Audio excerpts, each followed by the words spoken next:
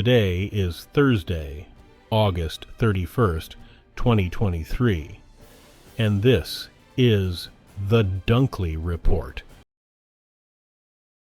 Hurricane Idalia tore into Florida with 125-mile-per-hour winds, splitting trees in half, ripping roofs off hotels, and turning small cars into boats. After coming ashore in the state's Big Bend region, the storm then swept into Georgia with 90-mile-per-hour winds, flooding roads and sending some residents running for higher ground. No deaths were confirmed in Florida, but Florida Highway Patrol reported 2 people dying in separate weather-related crashes just hours before Idalia made landfall. State officials, 5,500. National Guardsmen and rescue crews were in search and recovery mode, inspecting bridges, clearing toppled trees, and looking for anyone in distress. Nearly 500,000 people in Florida and Georgia were left without power. Russian officials and news reports say Ukraine sent waves of drones deep into western Russia in nighttime attacks that struck military assets. Russian state news agency TASS reported the drones hit an airport near Russia's border with Estonia and Latvia, causing a huge blaze and damaging 4 military transport aircraft. The barrage early Wednesday appeared to be the biggest Ukrainian drone attack on Russian soil since the war in Ukraine began 18 months ago, although no injuries were reported.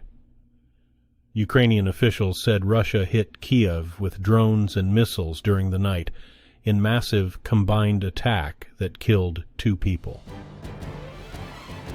The United States, the United Kingdom, South Korea, and Japan are urging North Korea to halt arms negotiations with Russia, following revelations Russian and North Korean talks on a weapons sale are advancing. The 4 countries say any Russian-North Korean arms deals would violate UN Security Council resolutions prohibiting all countries from buying or obtaining any arms from the North. The White House says it has intelligence showing Russian President Vladimir Putin and North Korean leader Kim Jong-un swapped letters as Russia looks to North Korea for additional munitions for its Ukraine war. National Security Council spokesman John Kirby detailed the finding Wednesday. Mutinous soldiers in Gabon have proclaimed their Republican Guard chief as the country's leader, after placing the newly re-elected president under house arrest and alleging massive embezzlement under his longtime rule over the oil-rich nation. The mutinous soldiers went on Gabon's state television and said that General Brice Clotaire Oligui Nguema was designated president of a transitional committee to lead the country.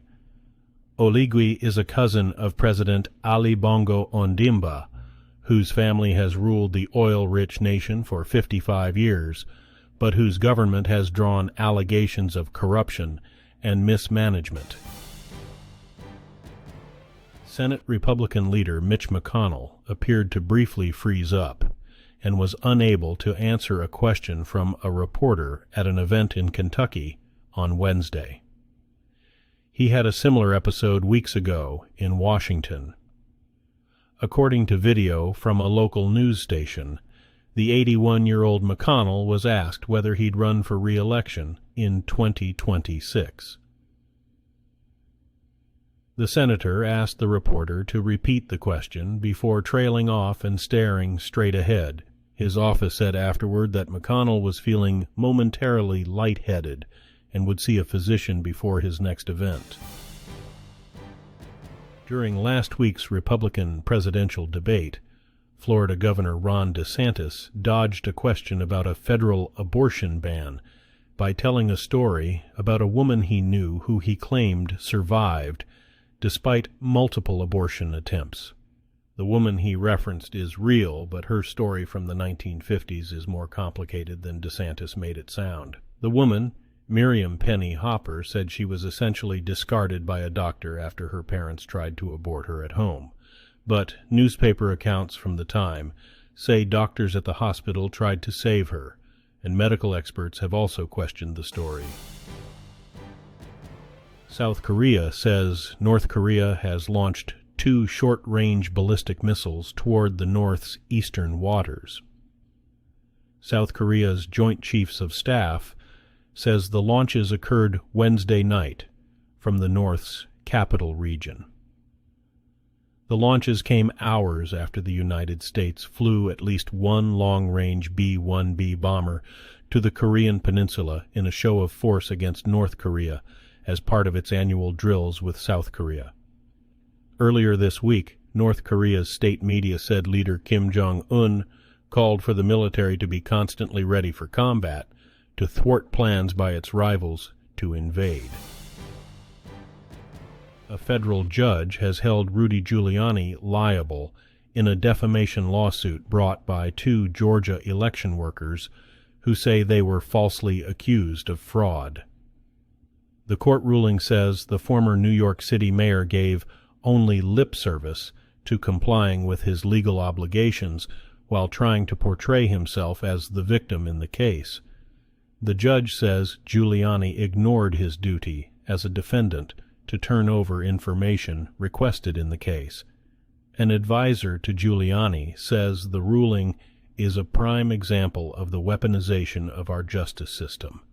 The election workers say they've endured a living nightmare and an unimaginable wave of hatred and threats because of Giuliani's comments. A Massachusetts judge has ruled that a once powerful Roman Catholic cardinal is not competent to stand trial on charges he sexually assaulted a teenage boy decades ago. The judge dismissed the case against the 93-year-old Theodore McCarrick on Wednesday because both prosecutors and defense attorneys agree he is experiencing dementia. McCarrick appeared via a video link during the hearing. McCarrick has maintained his innocence and pleaded not guilty in September 2021. The McCarrick scandal created a crisis of credibility for the Church.